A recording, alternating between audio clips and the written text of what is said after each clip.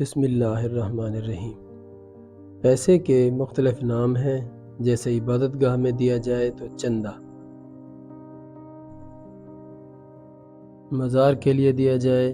تو نذرانہ، اسکول میں ادا ہو تو فیس، خریداری کرنی ہو تو قیمت، شادی میں بیٹی کو دیا جائے تو جہیز، ولیمہ پہ دلہا کو ملے تو نیوتا، بینک میں رکھا جائے تو کیش، موبائل میں ڈلوایا جائے تو بیلنس، معاہدہ کے وقت دیا جائے تو بیانہ، رمضان میں عید سے پہلے بانٹا جائے تو فطرانہ، عید کے دن دیا جائے تو عیدی،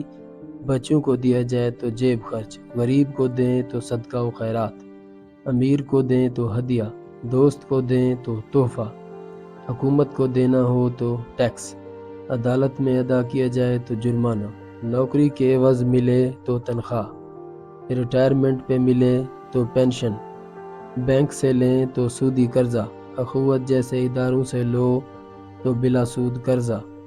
ویٹر کو دیں تو بخشش اور اغوا کاروں کو دیں تو تاوان،